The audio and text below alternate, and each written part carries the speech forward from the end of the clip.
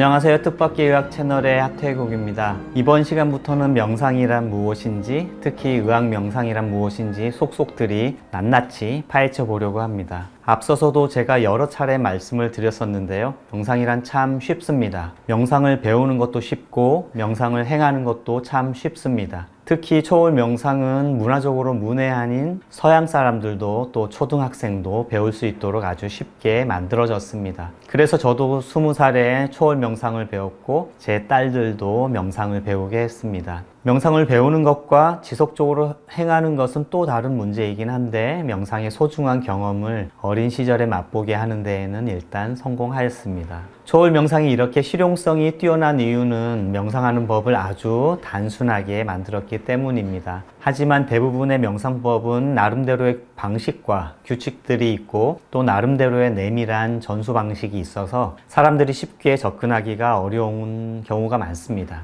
그래서 이번 시간에는 다양한 명상법들이 구체적으로 어떻게 행해지는 것인지, 명상은 어떤 식으로 하는 것인지 간단하게 살펴보고자 합니다. 분석하기 좋아하는 학자들은 온갖 종류의 명상법을 다음과 같은 요소들로 구분하여 분류하였습니다. 첫 번째는 어떤 자세로 명상을 하는지이고, 두 번째는 특별한 호흡법이 있는가입니다. 그리고 만트라나 혹은 주의를 집중하기 위한 만다라나 촛불 등의 도구를 사용하는지 여부입니다. 마지막으로 꼭 필수적인 요소는 아니지만 신앙이나 영적 믿음의 대상이 있느냐 하는 것입니다. 그래서 슬라이드에서 보시다시피 구성 요소에 따라 명상을 크게 만트라를 사용하는 집중 명상과 만트라를 사용하지 않는 비집중 명상, 그리고 요가 태극권 기공과 같이 기타 명상법으로 분류하고 있습니다. 집중 명상은 만트라 명상이라고 할 수 있습니다. 초월 명상처럼 마음의 주의를 집중시키기 위해 만트라라는 도구를 사용하는 것입니다. 만트라는 특별한 의미가 없는 간단한 소리나 단어 또는 구절로서 명상 중에 소리 내지 않고 속으로 되뇌이는 명상의 도구입니다.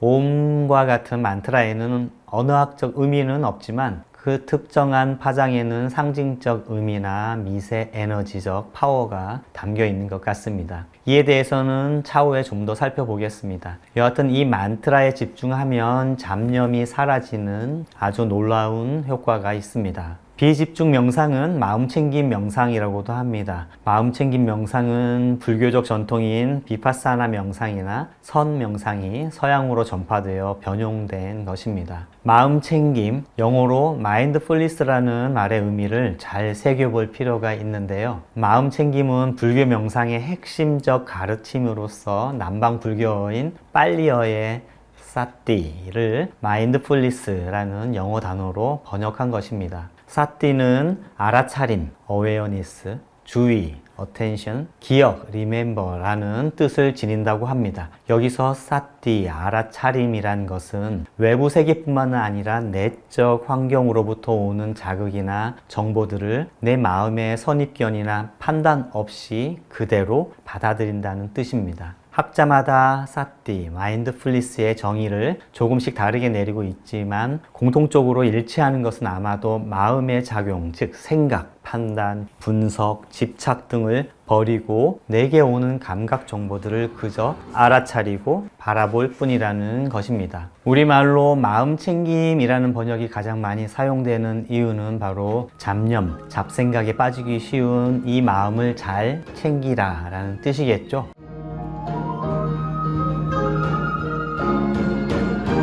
마인드풀니스, 마음챙김의 뜻을 쉽게 알아차릴 수 있는 그림이 있습니다. 이 그림에서처럼 어느 화창한 날 한 남자가 강아지를 데리고 산책을 나왔습니다. 그런데 이 남자와 강아지의 존재 상태는 확연히 차이가 납니다. 강아지는 나무와 들과 하늘과 바람과 해가 어우러지는 자연의 풍광을 있는 그대로 즐기고 있습니다. 즉 강아지의 온 마음은 지금 이 순간의 감각들에 온전히 놓여 있는 마인드풀, 마음챙김 상태입니다. 그러나 이 남자는 산책길의 풍광에는 관심이 없고 머릿속에는 온갖 잡생각, 딴 생각들이 가득합니다. 마음이 생각의 쓰레기들로 가득 차 있습니다. 그러하니 지금 자연이 주는 이 상쾌한 기운을 느낄 겨를이 없습니다. 한마디로 생각에 빠지는 것, 혹은 생각에 집중하는 것은 마음 챙김이 아닙니다. 마음의 활동을 생각하는 곳에서 그저 인식하고 감각하고 느끼는 곳으로 옮기는 것이 마음 챙김입니다. 태국 출신의 유명한 틱 나칸 스님은 걷기 명상이라는 마음챙김 명상법을 통하여 유럽의 명상을 전파하였죠. 걷는 것뿐인데 명상이 될까요? 우리는 그냥 걸으면서 발바닥으로 전해지는 땅의 느낌의 마음을 챙기고 풀벌레 소리, 새소리의 마음을 또 챙기고 뺨을 스치는 산들바람에 또 마음을 챙깁니다. 그러다 보면 머릿속은 비워지고 잡념이 사라집니다. 이것이 바로 명상입니다. 꼭 눈 감고 가부좌를 틀지 않아도 됩니다. 그 다음에 자연스럽게 일어나는 명상의 신체적 효과, 즉 이완 반응이라는 치유 효과는 저절로 또 공짜로 얻어지는 것입니다.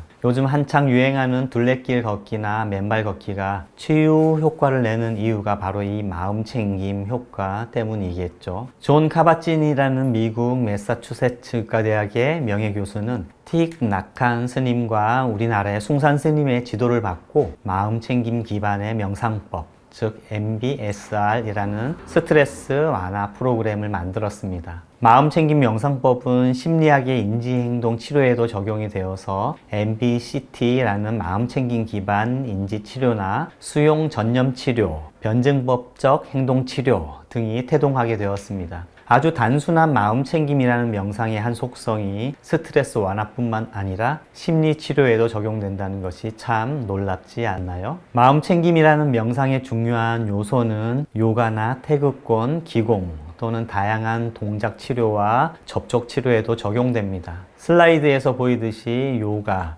태극권, 기공도 명상의 한 종류로서 분류되고 있습니다. 만트라를 사용하는 집중 명상에 포함되지는 않지만 비집중 명상에 가까운 측면이 있습니다. 왜냐하면 그러한 수련이나 동작을 취하는 동안 자연스럽게 마음 챙김을 하기 때문입니다. 그림처럼 어려운 요가 자세나 동작을 취할 때 우리는 몸의 내적 감각 또는 느낌에 주의를 기울이게 됩니다. 팔다리, 몸통의 자세나 근육의 긴장 또는 호흡의 느낌에 자연스럽게 마음을 챙기게 되는 것이죠. 그러면서 당연히 머릿속의 잡념은 사라지게 됩니다. 또 그러면서 의학적으로 자연스럽게 이완 반응이라는 치유 효과가 나타나는 것이죠. 또 정중동의 명상적인 운동이라고도 불리는 태극권 동작을 취하는 중에도 우리는 마음 챙김을 하고 있는 것입니다. 지금까지 간단하게 명상의 종류를 살펴보았습니다. 명상이 대체 뭐예요? 명상은 어떻게 하는 거예요? 라는 의문이 어느 정도는 풀렸을 거라 생각됩니다.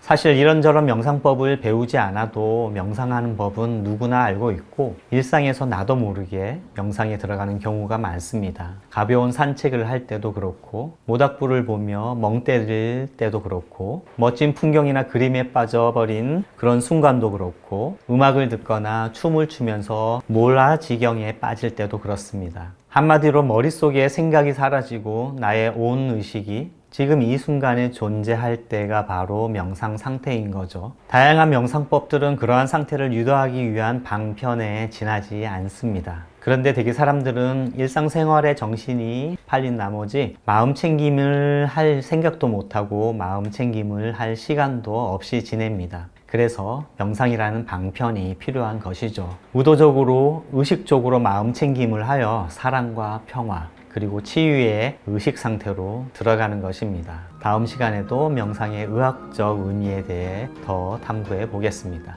감사합니다.